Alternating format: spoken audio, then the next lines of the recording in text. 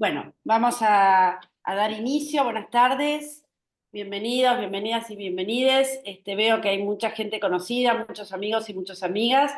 Mi nombre es Alejandra Sánchez Cabeza, yo soy la presidenta de la Asociación Argentina de Salud Pública. Gracias, Lucía, ahí está saludando. Les voy contando que si pueden ir escribiendo en el chat quiénes son. Y silenciar gracias, silenciar sus micrófonos, contarnos quiénes son, de dónde vienen, de qué provincias, dónde trabajan. Siempre es lindo saber quiénes nos acompañan.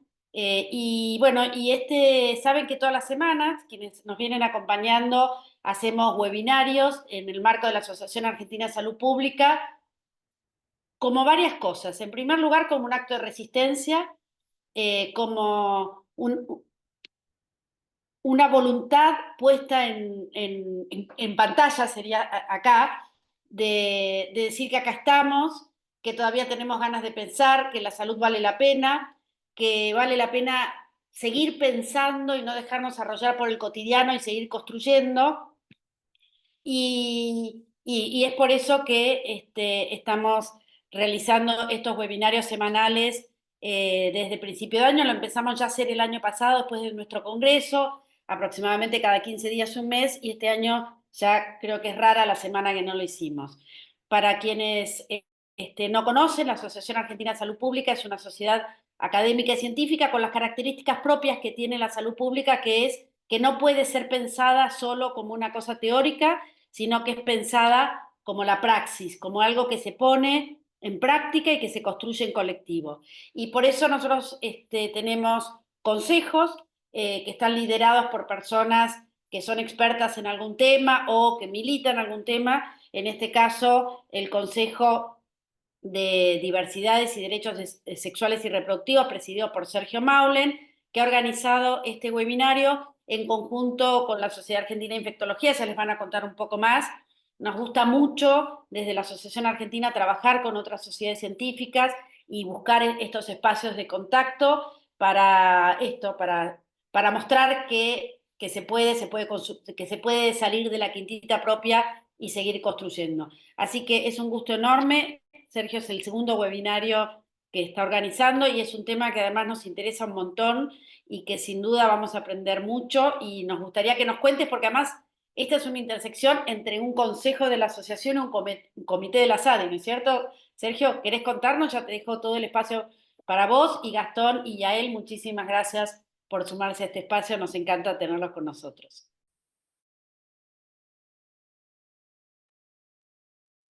No se te escucha, Sergio.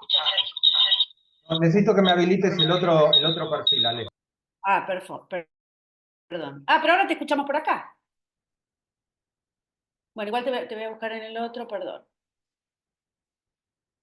Ahí está. Listo, ya podés. A ver ahora.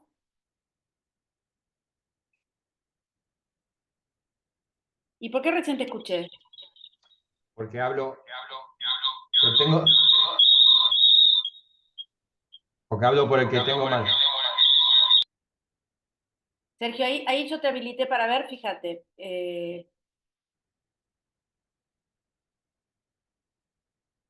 A ver ahí otra vez.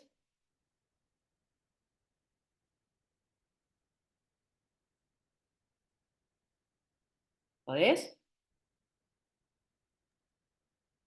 ¿Ahora? ¿Me Sí, escuchan? perfecto. Sí, perfecto. Perfecto, gracias. Perdón, disculpen el problema técnico. Gracias, Ale. Sí, esto es una actividad conjunta que nos da mucha alegría poder hacer entre la Comisión de VIH y la Sociedad Argentina de Infectología, que tanto la doctora Yael Atlas, el doctor Gastón Copertari, y en mi caso también soy parte de ese equipo, y en este caso con doble sombrero en ASAP. Y la idea es también empezar a compartir estos espacios de interés mutuo, ¿no?, que tenemos entre el grupo que participa en la Comisión de VIH, con una mirada de salud pública también más amplia y no solamente enfocándonos en la cuestión más tecnocrática del VIH, y el interés que tiene la Asociación Argentina de Salud Pública para pensar todos los temas en tono de pensar a la sociedad como un ser que necesita, digamos, una mirada de salud más allá de los hospitales o los servicios de salud.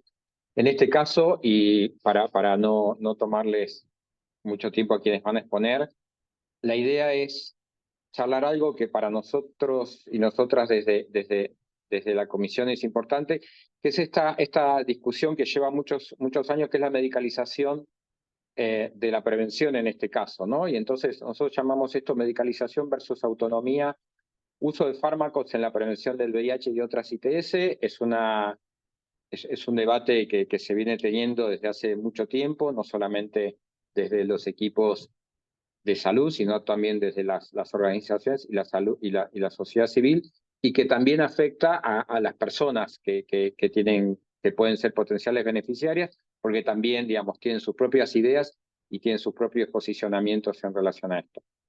Presento brevemente entonces quienes van a hablar. La doctora Yael Atlas es médica especialista en enfermedades infecciosas con experiencia en manejo clínico e investigación, gestión y políticas públicas con perspectiva de género, maestranda en estudios y políticas de género de la Universidad de 3 de Febrero, está en el consultorio de infectología para la diversidad en el Hospital Santo Yani de la Ciudad de Buenos Aires y es asesora técnica de la Dirección de Respuesta al VIH, ITS, hepatitis y tuberculosis del Ministerio de Salud. Y el doctor Gastón Copertari es médico infectólogo del Hospital Jusey de Vicente López, del Centro de Estudios Infectológicos Dr. Estambulián y de Helio Salud, y ambos dos, como había mencionado, son parte de la Comisión de VIH. La idea es que hagan una presentación sobre PrEP y sobre DoxyPEP, ventajas y desventajas, un poco los argumentos a favor y los argumentos en contra de cada tema, y después tengamos una pequeña conversación, debate al final de estas presentaciones, y bueno, esperemos que sean de utilidad para quienes están escuchando y quienes vean luego la presentación en video. Gastón, te dejo entonces ahora la palabra. Bueno, esto. Ahí está. Bueno, gracias. Gracias por la invitación. Bueno, entonces vamos a empezar con la charla. La idea, como decía Sergio, es hablar de PrEP y de DoxyPEP, ¿sí? Sus ventajas y sus desventajas. A mí me toca la parte más fea, que es la de las desventajas. Y vamos a empezar recordando qué es la PrEP, ¿sí? Que es el uso de medicación antirretroviral en aquellos que no tienen VIH para disminuir la posibilidad de infección. Desde el 2015, la Organización Mundial de la Salud recomienda la implementación de programas de provisión de PrEP en el marco de una estrategia de prevención combinada, con especial foco en poblaciones clave y en personas con riesgo sustancial. A quienes se define como poblaciones clave, aquellos varones cis que tienen relaciones con otros varones cis, que a partir de ahora vamos a hablar de hombres que tienen sexo con hombres, a las personas trans y a los y las trabajadoras sexuales. Y que se define como riesgo sustancial a la incidencia de VIH mayor a 3 por cada 100 personas año en ausencia del uso de PrEP. Entonces, ¿a quiénes va a estar destinada principalmente la PrEP? A hombres que tienen sexo con hombre y mujeres trans que Perdón, reporten... Gastón, perdón que te interrumpa. No se ve la presentación, ¿eh? No estás Ah, ¿no? compartiendo. No. No la estoy compartiendo.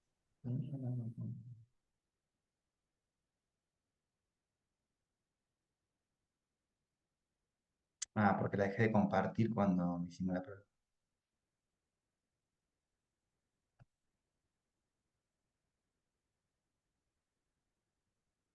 Ahora sí. Ahí va, ¿no? Sí, perfecto. Solo poner eso, modo presentación y listo. Ahí va. Ahí está. Sí. ¿Sí, no? Bueno, perdón. Ya pensé que la seguía compartiendo y me olvidé que la habíamos dejado de compartir. Bueno, entonces les decía, bueno, que es la PrEP, ¿sí? A quién está definida, ¿sí? A las poblaciones clave que se denominan riesgo sustancial y a quiénes va a estar dirigida a los hombres que tienen sexo con hombres y mujeres trans que reporten uso inconsistente de preservativo, ¿sí? Las relaciones sexuales anales o que hayan tenido un diagnóstico clínico de un ITS en los últimos 6 meses. A las parejas serodiscordantes, en las que el miembro VIH de la pareja no esté con carga viral no detectable y tengan uso inconsistente de preservativo, a los y a las trabajadoras sexuales y a los usuarios de droga que en los últimos 6 meses hayan compartido agujas. Y es muy importante conversar acerca de la PrEP con todas las personas sexualmente activas para proporcionarles información sobre cómo ayudarlas y cómo cuidarse, y además tenemos que tratar de estar en tema y tener una conducta proactiva, es decir, no solo quedarnos a esperar que una persona venga a pedirnos la PrEP, sino que nosotros tenemos que en la consulta tratar de detectar a aquellas personas que pueden estar en riesgo aumentado de tener infección por VIH y ofrecerles proactivamente nosotros la profilaxis. ¿Qué pasó? Bueno, ¿cuáles son las opciones de PrEP? Tenemos opciones de PrEP oral y opciones de PrEP inyectable. Las opciones de PrEP oral son el tenofovir disoproxil fumarato, el TDF con lamivudina o emtricitabina, y el tenofovir alafenamida con emtricitabina.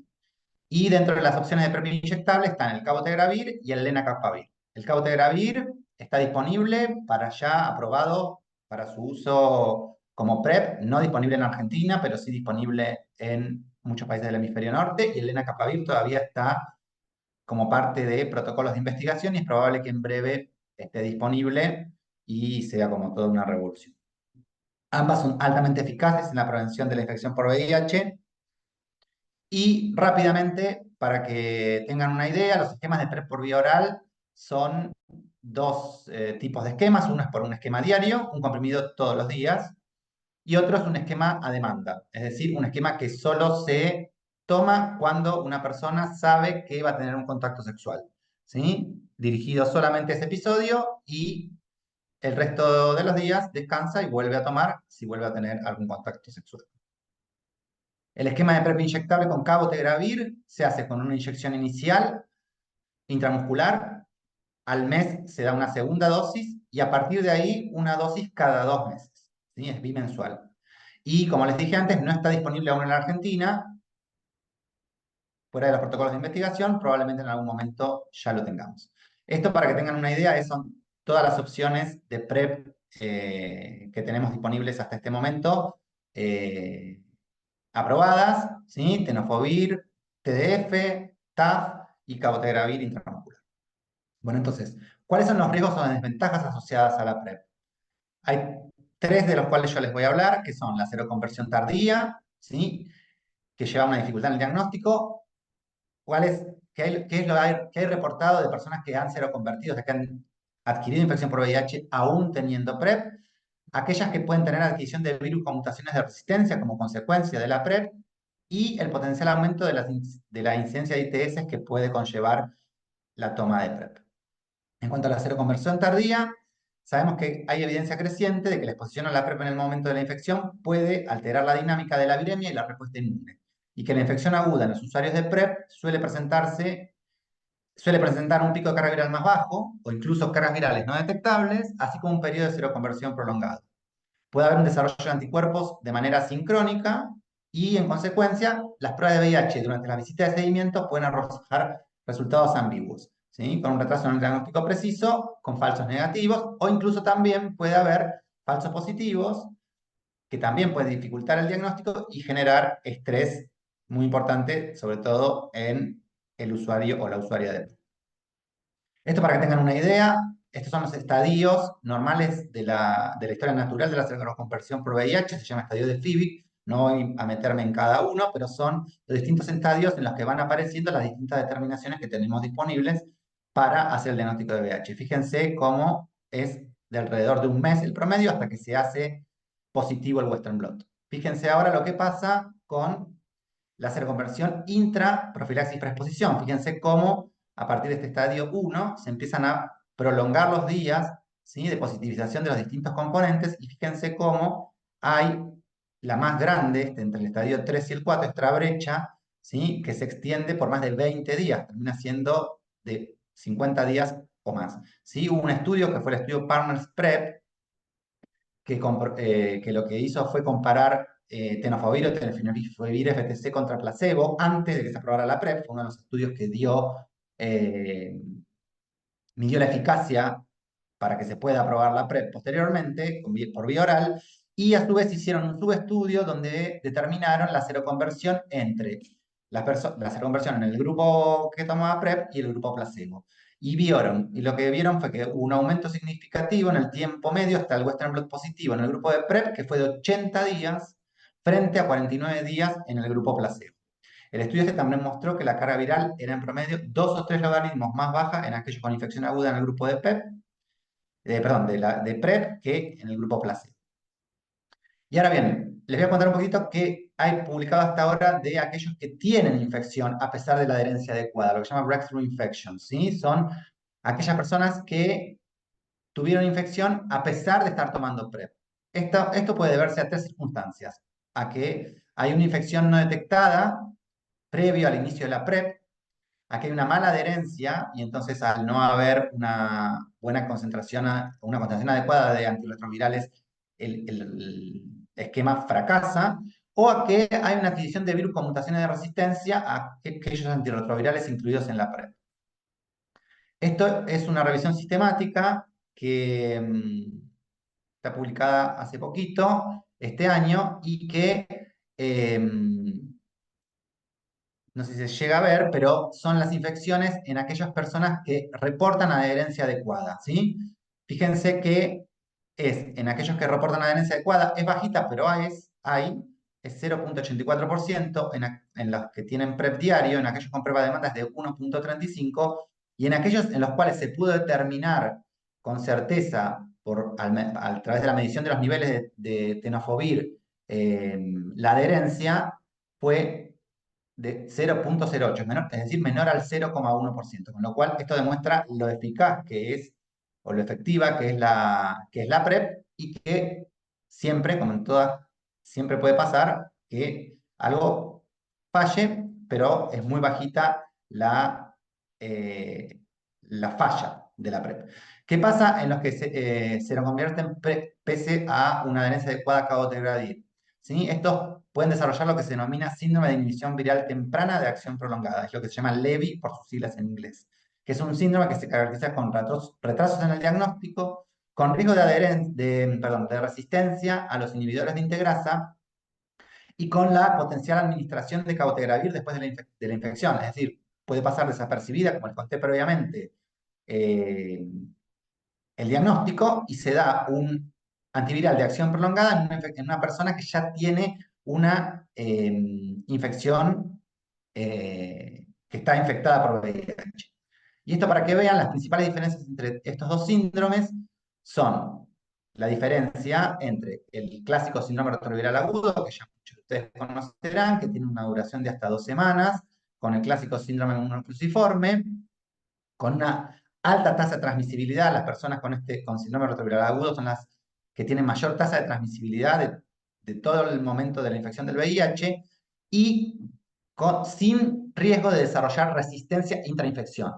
Lo que sí pueden es contraer un virus resistente, pero no pueden desarrollar resistencia intrainfección. En cambio, este síndrome de inhibición viral temprana prolongada tiene una duración de meses, tiene síntomas que son mínimos o incluso pueden estar ausentes, muy poco probable que haya transmisión porque la carga viral es muy bajita o incluso indetectable, y sí tiene riesgo de desarrollar resistencia a lo largo de la infección hasta que sea diagnosticada.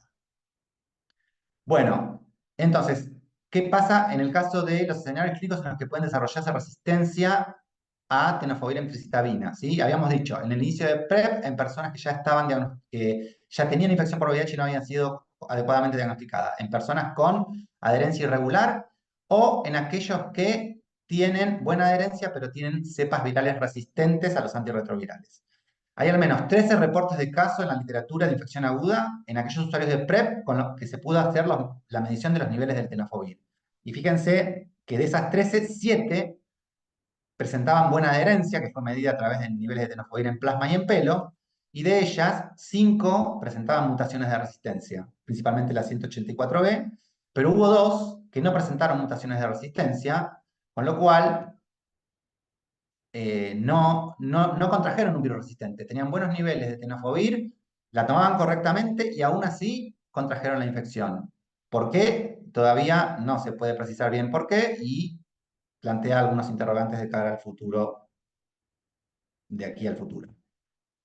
Y los escenarios clínicos en los que puede desarrollarse resistencia inhibidora de integrasa en el contexto de la PrEP con cabotegravir puede ser en personas con infección de vuelta por VIH no diagnosticada, ¿sí?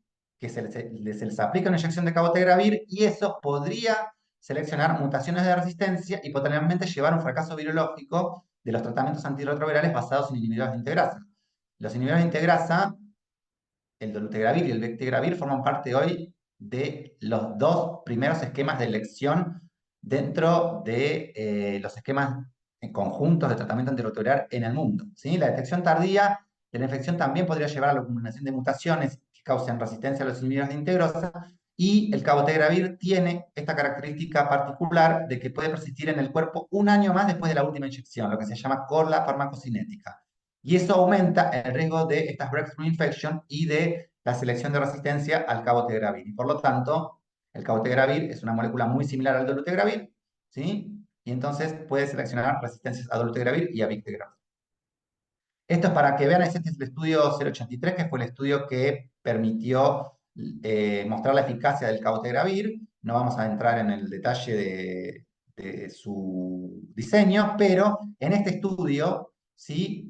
Hasta la fecha se han informado resistencia en 16 participantes en PrEP con cabotegravir. Y esos 16 participantes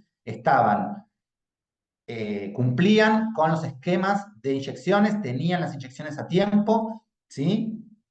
Y 7 de esos 16, o sea, el 44%, desarrollaron resistencia a inhibidores de integrasa. Con lo cual, de vuelta, es poco, pero hay personas que cumplen y son adherentes y aún así pueden infectarse a pesar de la PrEP. Esto se los traigo, es un caso que se reportó muy recientemente, publicado a fines de agosto. Es el primer caso publicado de infección por VIH en una persona con PrEP con cabotegravir, ¿sí? Que fue secundario a retrasos en el acceso y a las inyecciones de cabotegravir, como les mencionaba anteriormente, problemas de cobertura, de acceso a la medicación, se retrasaron las inyecciones, incluso se le aplicó una dosis de cabotegravir intrainfección, es decir, cuando la persona ya estaba infectada, y cuando se lo diagnosticó ya tenía una mutación que es la 148R para dolutegravir. Y entonces, el interrogante que se introduce con la PrEP de cabotegravir a nivel mundial es cuál va a ser el riesgo de resistencia a estos inhibidores de integrasa en el caso de que ocurra una infección con VIH. Bueno, entonces hablamos de la seroconversión tardía, de los virus con resistencia, y ahora vamos a hablar del potencial aumento de las ITS con el uso de la PrEP.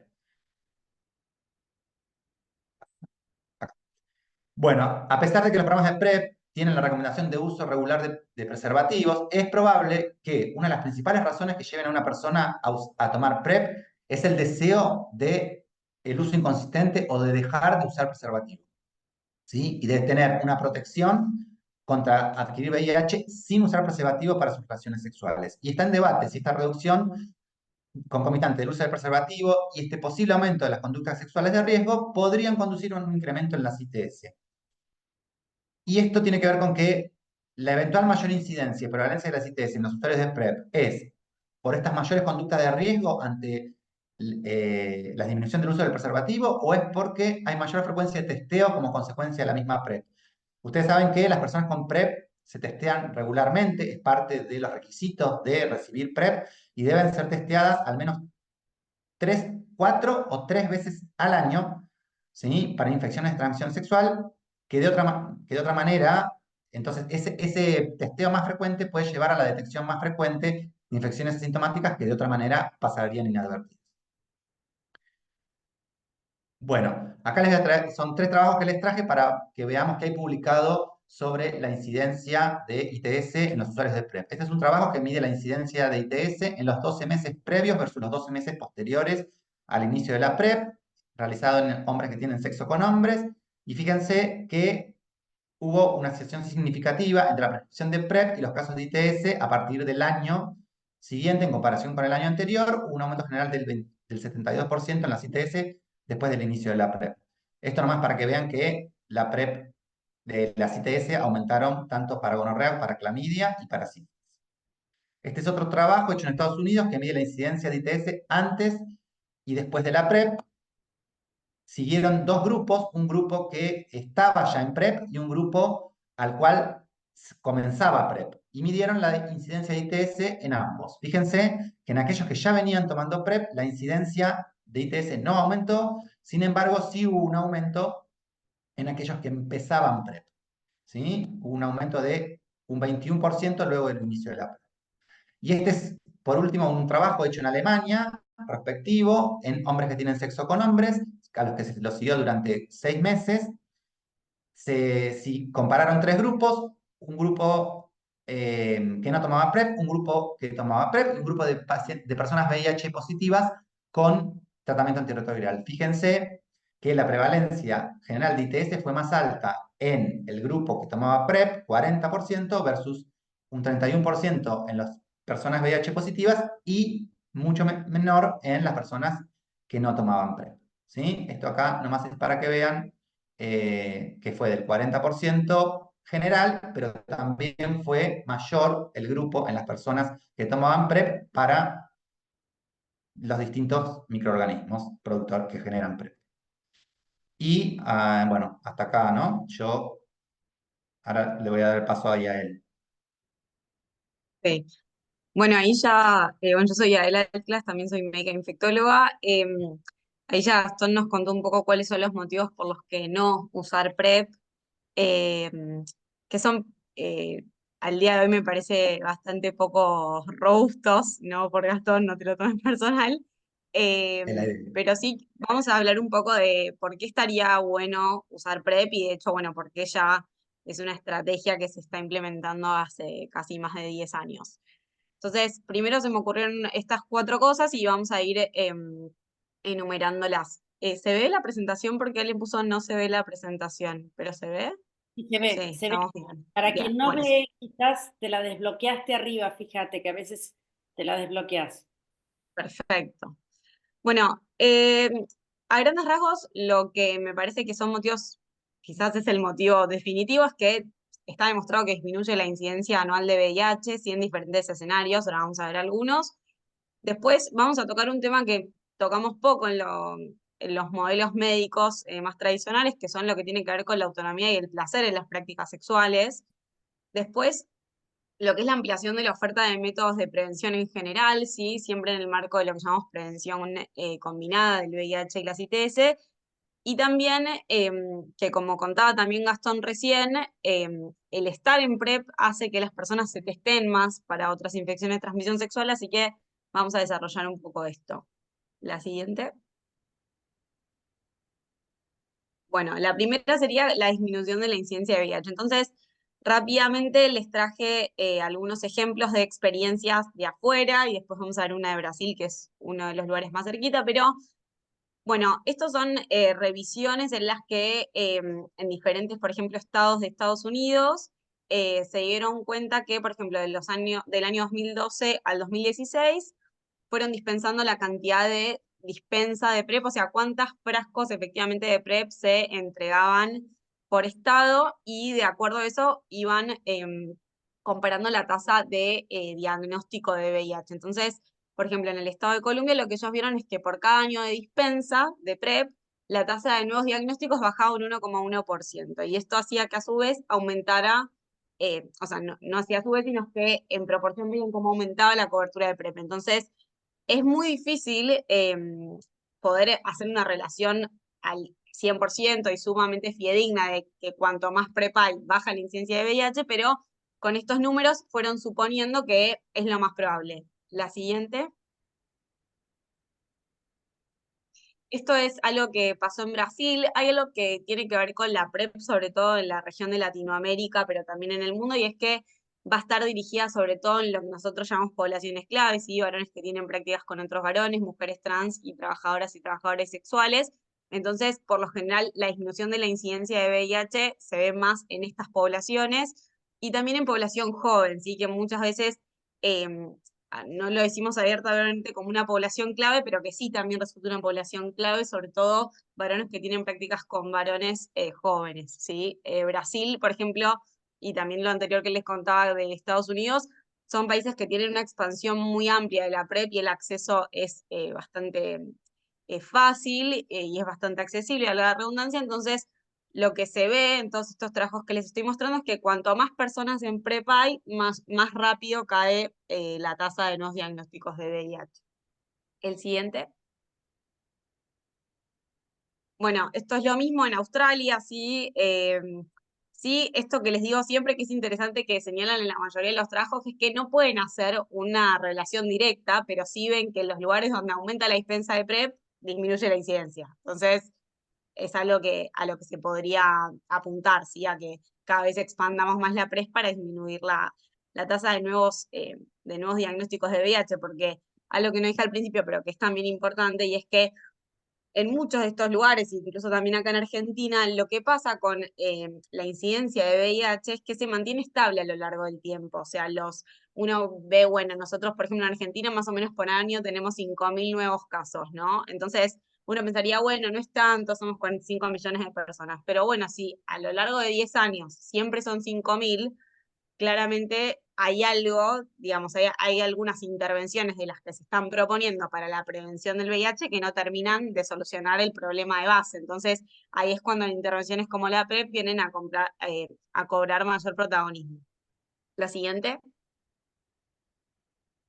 Esto es otro ejemplo, en Ottawa, en Canadá. Les puse como lugares así bien distintos para que se den cuenta que no les estoy mintiendo. La siguiente. Esto es, bueno, lo que pasa en el Reino Unido. El Reino Unido es como uno de los lugares bastante emblemáticos o que nosotros tomamos bastante de referencia a la hora de pensar las políticas públicas con respecto a PrEP porque tienen un desarrollo sumamente interesante. E incluso en el Reino Unido las poblaciones clave fueron cambiando, ¿no? Con respecto a quiénes son las personas que adquieren VIH, y eso es porque las estrategias sanitarias con respecto a la PrEP y a la prevención combinada en general fueron bien apuntadas a las poblaciones más vulnerables o lo que ellos en su momento también tenían como poblaciones clave, que en algún momento eran las que tenemos nosotros acá en Argentina, pero después con estas políticas públicas tan apuntadas a la prevención del VIH en esas poblaciones como varones que tienen prácticas con varones, mujeres trans y trabajadoras y trabajadores sexuales, ellos lograron cambiar estas poblaciones. Pero lo que sí siguen viendo es que digamos, la caída de diagnósticos es mucho más abrupta en las poblaciones clave porque son quienes mayormente están en PrEP, ¿sí? La siguiente. Bueno, y esto es más o menos lo mismo, no los quiero aburrir. La siguiente. ¿Qué pasa con la autonomía y el placer en las prácticas sexuales? Que como les dije, muchas veces no tenemos en agenda esto en una consulta médica o en los centros de salud o en el primer nivel o en el marco, quizás ahí toman más protagonismo las organizaciones de la sociedad civil, sí, donde muchas veces ponen por delante este tipo de factores antes que lo puramente médico. Entonces, me parece algo que está bueno traer por lo siguiente. Y es, bueno, ahí se ve muy clarito, pero la OMS se ocupó de definir qué era la salud sexual, porque hablamos muchísimas veces de la salud sexual y qué es, y pensamos siempre que se hacen anticoncepción y preservativos, ¿no? Pero bueno, el juego es mucho más amplio y todos nosotros y nosotras como agentes de salud tenemos que entender que la salud sexual de las personas pasa por un estado de bienestar en general y como dice acá es un estado físico, emocional, mental y social en relación a la sexualidad y que no va a ser únicamente la ausencia de enfermedad o de disfunción en las prácticas sexuales. Y entonces, a la hora de ser agentes de salud que tratan con estas temáticas, sí o sí tenemos que tener presente esta definición para poder hacer todas las intervenciones que vamos a realizar a posterior. La siguiente. Este es un estudio muy lindo, está en inglés, pero bueno, para quienes se den un poco de maña con el inglés, la verdad que vale la pena leerlo, sí, es una revisión sistemática de todos los trabajos que evaluaban las palabras PrEP y placer, y, y hacer, digamos, un análisis más allá de lo cuantitativo, que siempre se estudiaba de si la PrEP disminuía las infecciones por VIH, si aumentaba las infecciones de transmisión sexual y demás, poder ver cómo se sentía realmente la gente que tomaba PrEP, y también redefine un poco qué es el cuidado, ¿no? A la hora de las prácticas sexuales, o qué tipo de estrategias podemos tener hoy por hoy, más allá del típico uso de preservativo, para prevenir el VIH.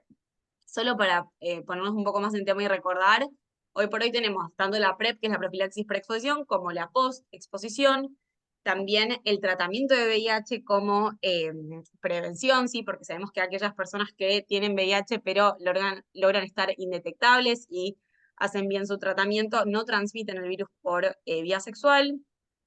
Otro tipo de prevención que plantea este estudio que me pareció muy interesante es digamos, el negociar los cuidados, ¿sí? Por ejemplo, si yo tengo la posibilidad de tener una práctica sexual y negociar, entre comillas, el uso de preservativo, o tengo la posibilidad de hablar abiertamente con mi pareja o mis parejas sexuales de la exclusividad, esos también son métodos de prevención que habitualmente no tenemos presentes, ¿sí? La siguiente. Entonces, todos los métodos estos que les mencioné, excepto la PrEP, van a depender de la confianza, pero también de la dependencia de un otro, ¿sí? O de una otra o un otro. O sea, yo tengo que saber el estatus de la persona, tengo que saber si toma bien su tratamiento, tengo que saber si está indetectable, y lo que me da la PrEP en este sentido es la autonomía de poder tomar algo que va a estar únicamente bajo, digamos, mi responsabilidad, y que me va a permitir acompañar mis prácticas sexuales de la manera más segura posible, ¿sí? Y hay algo también que tiene que ver con, no, la siguiente, perfecto, cuáles eran las vías de motivación de estas personas para tomar PrEP, ¿sí? Porque uno tendería a pensar que, bueno, las personas que toman PrEP son las personas que tienen múltiples parejas sexuales, o que nunca utilizan preservativo, o que ya tienen antecedentes de diferentes infecciones de transmisión sexual, o que están en parejas en donde mi pareja tiene diagnóstico de VIH y todavía no está indetectable. Pero algunas de las motivaciones que decían estas personas es, por ejemplo, el deseo de protegerse del riesgo en sí. O sea, más allá de uso o no uso preservativo, quiero que esto deje de ser un tema para mí a la hora de tener una práctica sexual, el estar pensando que puedo adquirir VIH. Después algo de la fatiga del sexo seguro, ¿no? Esto de que durante años y años desde el sistema de salud se viene insistiendo a las personas para que utilicen preservativo, y quizás hay muchas personas que se sienten cómodas con eso y lo utilizan, pero hay muchas personas que no, o que también hay muchas personas que no tienen la posibilidad de elegir, ya sea porque, por ejemplo, trabajadores o trabajadoras sexuales, o porque están en situaciones de violencia. Entonces, es importante tener en cuenta que la PrEP también cobra cierta importancia en esos escenarios, o simplemente por el deseo de tener experiencias sexuales más satisfactorias y placenteras. Esto es algo que nunca se jerarquiza, y tener, como dijimos antes, tener salud sexual es también tener prácticas sexuales placenteras y satisfactorias. Acá lo que dice es que a su vez el deseo sexual puede traer más estigma de la PrEP, ¿no? Como hay algo de, yo tomo PrEP, entonces eso significa que tengo mucho deseo sexual, entonces eso está mal, entonces soy un promiscuo, una promiscua, o como que estoy poniendo en riesgo a la sociedad porque no utilizo preservativo, ¿no? Como que hay muchas de esas cosas que circulan muchas veces en el ámbito de la salud, o bueno, es tan difícil ponerse un preservativo, y bueno, sí, a veces es difícil o a veces no hay deseo de hacerlo. Y está bueno también que, digamos, con los años, desde el ámbito de la investigación y de la ciencia y de la medicina en general, se haya entendido que hay un límite en el que el personal de salud puede meterse, entre comillas, en las prácticas sexuales de las personas. Entonces, qué mejor que empezar a pensar estrategias alternativas para que esas prácticas sean placenteras y también sean seguras. La siguiente. Entonces, esta gente contaba cosas que le había aportado la PrEP en su vida, ¿no? Entonces, por ejemplo, decían que había aumentado la intimidad, ¿sí? Porque muchas veces que veían el preservativo como una barrera física que no permitía que tengan como una intimidad completa, aumento de las opciones sexuales, y hay muchas personas que quizás empezaron a relacionarse más fácilmente con otras personas con VIH porque ya la posibilidad de adquirir VIH no era una preocupación, y esto también ayuda muchísimo con el estigma y la discriminación hacia las personas con VIH, si el poder tener vínculos en los que la otra persona también puede estar tranquila y no tiene que estar pensando si la otra persona tomó o no tomó las pastillas, si está indetectable o no está indetectable. Después lo que hablábamos, esto del remover de acercamientos físicos, y la PrEP como disminución de la ansiedad y los miedos, ¿sí? Muchas veces decimos que la PrEP funciona como un ansiolítico porque quizás la indicación estricta, como contaba antes Gastón, no está, pero bueno, es un método de prevención más y nosotros como personal de salud no tenemos que ser de ninguna manera una barrera para que la persona acceda a este método. Entonces, algo que como puede ser sexo igual riesgo, se puede transformar en sexo igual placer. La siguiente. Bueno, estos se los dejo también para que lean, pero digo, hay mucha investigación con respecto a lo que es el placer y la PrEP, porque es sumamente interesante. La siguiente. Y después algo que encontré hace poco, que me parece que viene a traer algo, esta ya va directo a contrarrestar lo que decía Gastón, pero lo que decía este artículo que les voy a mostrar ahora, la siguiente, es que la PrEP puede también venir a dar una respuesta para la disminución de las infecciones de transmisión sexual, ¿sí? Porque las personas que están en PrEP, contrario a lo que quizás la mayoría piensan, es que toman una pastilla y ya está. Las personas que están en PrEP están inmersas en una estrategia, que es la estrategia de prevención combinada, en la que, como decía Gastón, se testean cada 3-4 meses, se les hace un test de VIH, se les hace un test de sífilis, también a veces se les busca clamidia o gonococo, y el aumento de los testeos lo que permite es que, incluso en personas que no están sintomáticas, tengan diagnósticos precoces. Eso lo que hace es disminuir las complicaciones en la persona que tiene la infección y a su vez cortar, digamos, la transmisión de esas bacterias a el resto de sus parejas sexuales. Y entonces, esto también es interesante. Por ejemplo, acá lo que publica el CDC en este estudio que se llama NIMA es que más o menos con una cobertura de PrEP del 40% y una reducción del 40% de uso de preservativo en concordancia, y con una detección de ITS cada 6 meses, lo que ellos estimaron es que más o menos se evitarían el 42% de las infecciones por gonococo y el 40% de las infecciones por clamidia durante la próxima década. Obviamente son estimaciones que se hacen a largo plazo porque uno no puede tener resultados inmediatos, sobre todo para la incidencia, es lo que les contaba antes de PrEP y la disminución de la incidencia de VIH, pero lo interesante es que, contrario a lo que se piensa, que es que una preocupación bastante frecuente en el personal de salud de no, ahora todo el mundo va a tomar PrEP y nadie va a usar preservativo y va a estallar las ITS y la sífilis y todo, eso va a pasar igual. Entonces, qué mejor que esas personas estén conectadas con el sistema de salud, hacerles lo más accesible posible las consultas y los testeos para que se traten rápidamente y así evitar complicaciones y la transmisión. La siguiente. Bueno, y ahora, ya para terminar, hacemos muy rápido, les queríamos contar un poco de DoxyPEP.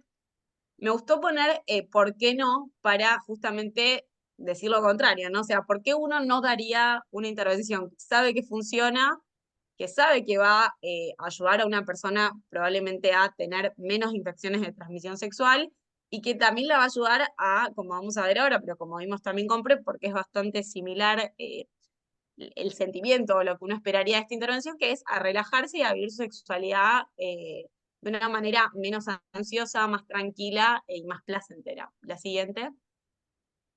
Entonces, en líneas generales, la doxipep es la utilización de doxiciclina, 200 miligramos, ¿sí? Dentro de las 24 a 72 horas de una práctica sexual sin método de barrera. Es parecida a la profilaxis post-exposición de VIH, pero esta sería para ITS. Y lo que se vio es que va a disminuir significativamente la incidencia de infecciones de transmisión sexual, sobre todo las de origen bacteriano, sobre todo clamidia y sífilis, y los estudios que hay están más desarrollados en varones que tienen prácticas con otros varones y mujeres trans, ¿sí? La siguiente.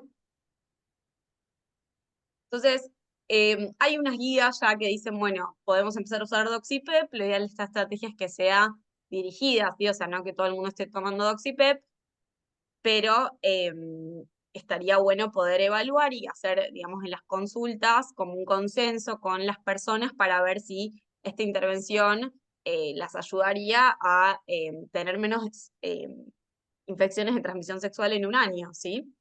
La siguiente. Estos son los estudios que demuestran que Doxipep funciona, por eso se los dejo por si quieren interiorizar un poquitito más. La siguiente. Entonces, ¿cuáles serían las ventajas de utilizar Doxipep, no? Porque ahora Gastón, por supuesto, viene del lado del diablo y les va a contar las desventajas, pero yo les voy a decir por qué sí hay que usar Doxipep, ¿sí? Primero porque, como les dije, siempre que como agentes de salud leemos y nos aseguramos que una intervención es efectiva o sea, y el beneficio es mucho mayor que el costo que puede tener esa persona, no tendríamos por qué negársela, ¿sí? Por lo menos contarle a la persona que eso existe y darle la información para que decida, ¿sí?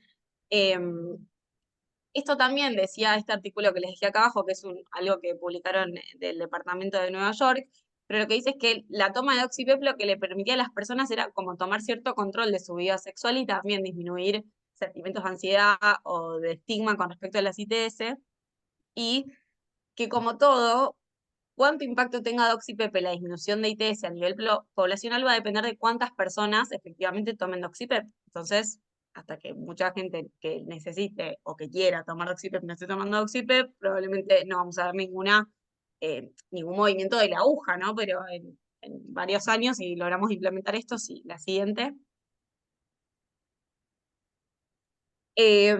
Bueno, y lo que tiene que no es menor es que digamos, el tener esta intervención como una profilaxis post-exposición a lo largo, lo que vieron es que a la larga permitía disminuir el uso de otro tipo de antibióticos que usamos comúnmente para el tratamiento de otras ITS, como es la ceftriaxona, así que son antibióticos que sabemos que pueden estimular la generación de resistencia a otras bacterias que tenemos en el cuerpo.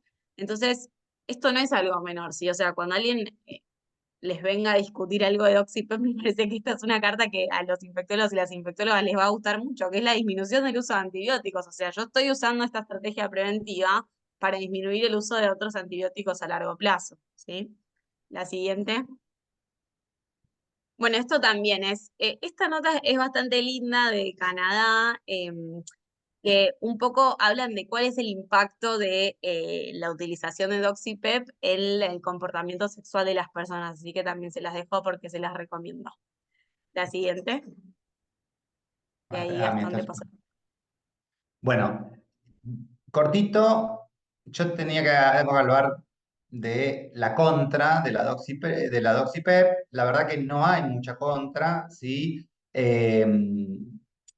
Porque, digamos, el beneficio, como describió perfectamente Yael, supera ampliamente a las contras, pero como contras tenemos el riesgo de disminución o de aumento de la resistencia antibiótica. Y fíjense en este estudio que se vio acá a la derecha de la pantalla, que la Doxipep redujo en un 15% la disminución de colonización en el grupo Doxipep versus el no Doxipep por Staphylococcus aureus, y que hubo un aumento del 7% en la resistencia a doxiciclina en los usuarios de Doxipep para Staphylococcus aureus. Esa podría ser una de las contras, y el principal argumento de que va a aumentar la resistencia antibiótica en la comunidad. Esto es algún dato. Y lo que también dijo Yael es el tema de que podría ser menos efectivo contra el gonococo y contra las cepas resistentes a las tetraciclinas. Eh, y en el estudio de Doxipep se vio que en realidad hubo 5 elementos resistentes en el rama de Doxipep y 2 en los elementos no Doxipep. Y en realidad algo que hay que tener es como un cuidado con el potencial aumento de la resistencia de los gonococos a la doxiciclina. Y creo que, perdón, y acá. Entonces, ¿cuáles son las implicancias de la colonización y resistencia a la doxiciclina? Lo que les dije de la reducción del Staphylococcus aureus en el aumento de la resistencia a la doxi, ¿sí? Este cambio es poco probable que tenga relevancia clínica y debe considerarse en el contexto de una reducción de más del 60% que hubo en las ITS con la doxipep, ¿sí? Que puede ser menos eficaz contra el gonococo y que se necesita una vigilancia para evaluar el impacto del gonococo resistente a la tetraciclina en la eficacia de doxipep y el impacto, como les decía antes, que el doxipep puede tener en la resistencia al monococo. Y bueno, como reflexiones finales que les queremos transmitir es que todas las intervenciones conllevan riesgos y beneficios, que es mandatorio priorizar la autonomía de las personas con su deseo y sus placeres sexuales, que como prestadores de salud debemos acompañar la toma de decisiones informadas alejándonos de conductas moralizantes, un poco esto que decía Yael, de que nos tenemos que desestigmatizar los profesionales de la salud todo lo que tiene que ver con la PrEP y la Doxy-PEP, y que la evaluación de este tipo de intervenciones en el contexto de políticas de salud con resultados de alto impacto es fundamental. Y ahí estamos. Muchas gracias, Yael, Gastón. Un aplauso en silencio de todo el mundo. Yo creo que, bueno, por un lado, una puesta al día, no solamente de PrEP, sino también de Doxy-PEP, que es algo que está viniendo y que también consideramos que va a generar un cambio importante en la salud pública. Como no nos queda mucho tiempo, pero sí tenemos como para algunas palabritas, yo quería decirles, más allá de la información técnica abundante y la evidencia que ustedes han mostrado, digo, acá cuando nosotros pensamos en medicalización versus autonomía,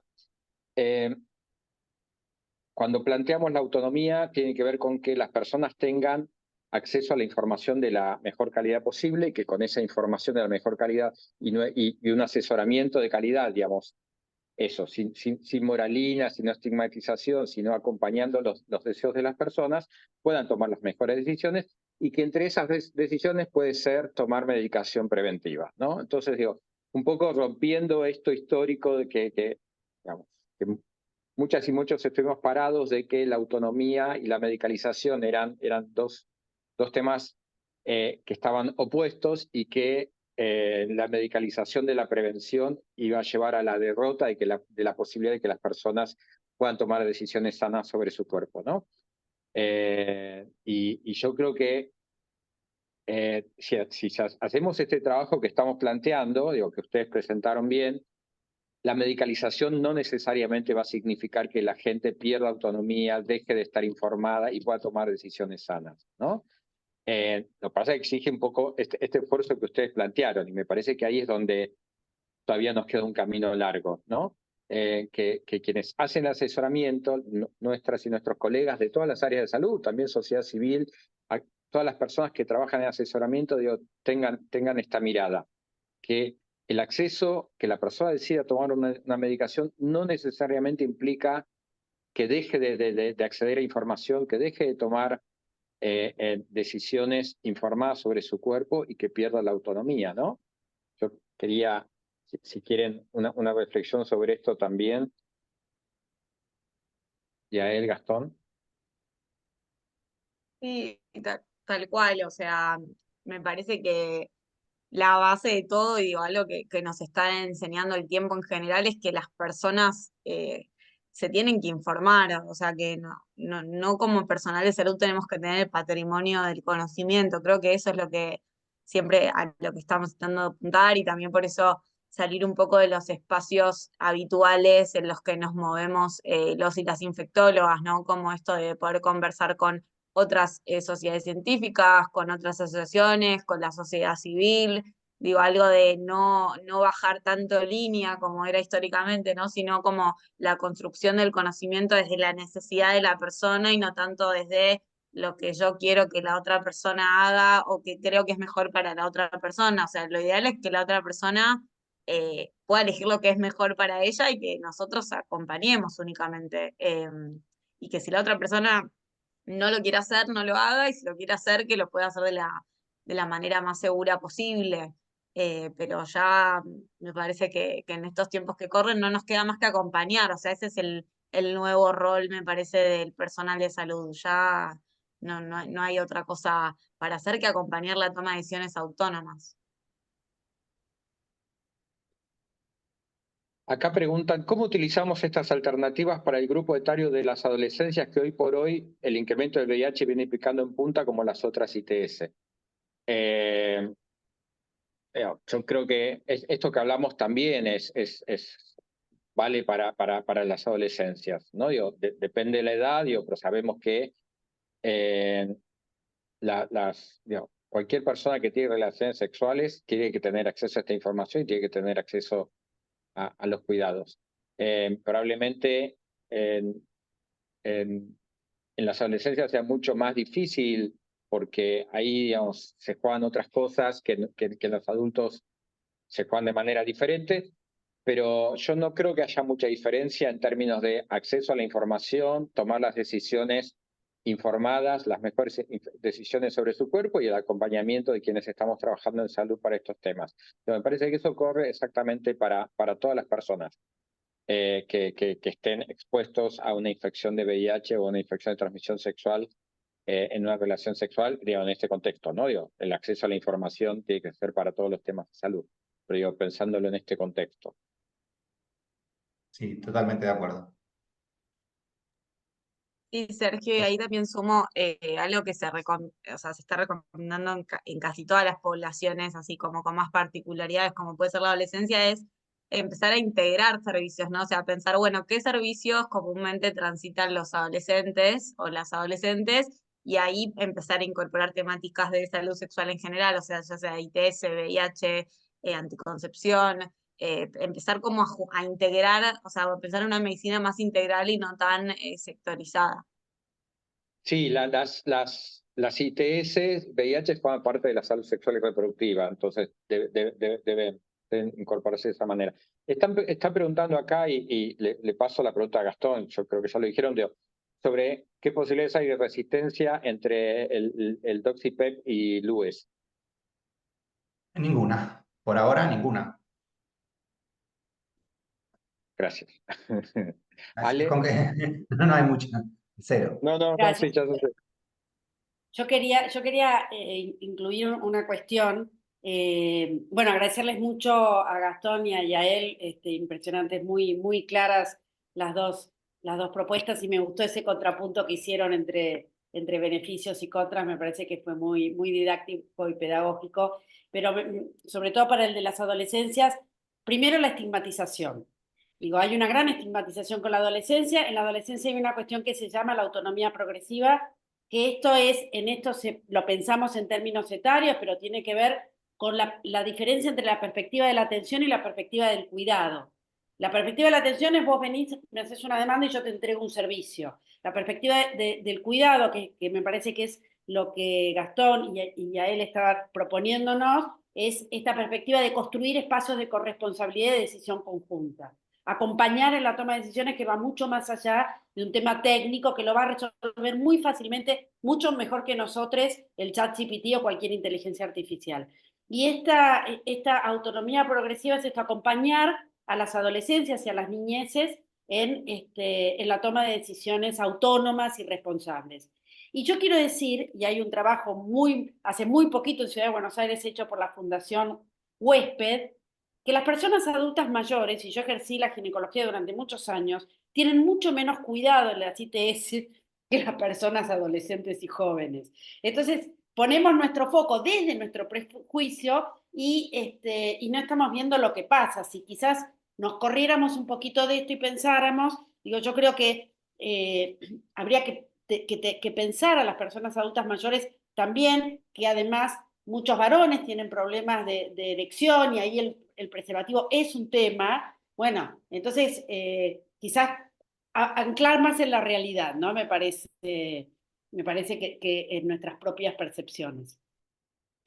Bueno, ya llegamos a la hora en que tenemos que terminar el webinario, así que nuevamente agradecer a Yael y a Gastón, y una felicidad que hayamos podido hacer esta actividad conjunta SAD y ASAP, y que espero que sean muchas más, Ale, desde el lado de ASAP, y Yael y Gastón desde el lado de SADI.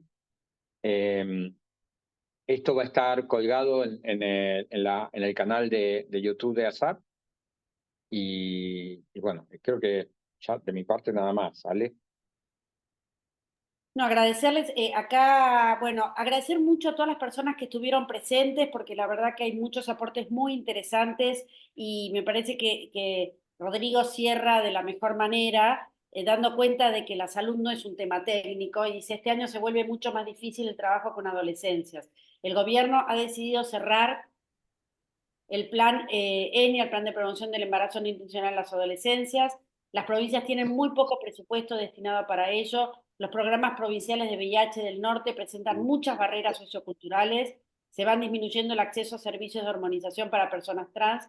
Nos toca un panorama difícil. Es cierto, me parece muy oportuna tu reflexión, Rodrigo, y gracias a todos y todas para quienes están acá.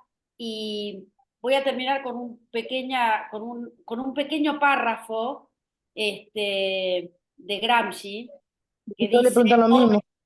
odio a los indiferentes, creo que vivir significa tomar partido. Quien realmente vive no puede no ser ciudadano, no tomar Ya le partido. pregunté por los certificados. A ver si por favor cierran los micrófonos, no sé quién la tiene abierta. La indiferencia es apatía, es parasitismo, es cobardía, no es vida. Y Gramsci dice, vivir es tomar partido. Y bueno, muchas gracias. No sé, Sergio, Gastón o Yael, si quieren comentar algo más. No, por mi parte, muchas gracias. No, Hasta luego. muchas gracias por conectarse. Nos vemos. Gracias por estar y nos vemos el martes que viene. Hay un webinar muy interesante, una reflexión a nivel regional sobre políticas de salud, que va a estar realmente muy, muy interesante. Es una persona brasilera expertas en temas de políticas internacionales y salud. Vale la pena. Les esperamos. Muchísimas gracias, Gastón, y a él y Sergio, muchas gracias nuevamente por haber organizado este webinario. Nos vemos. Hasta luego.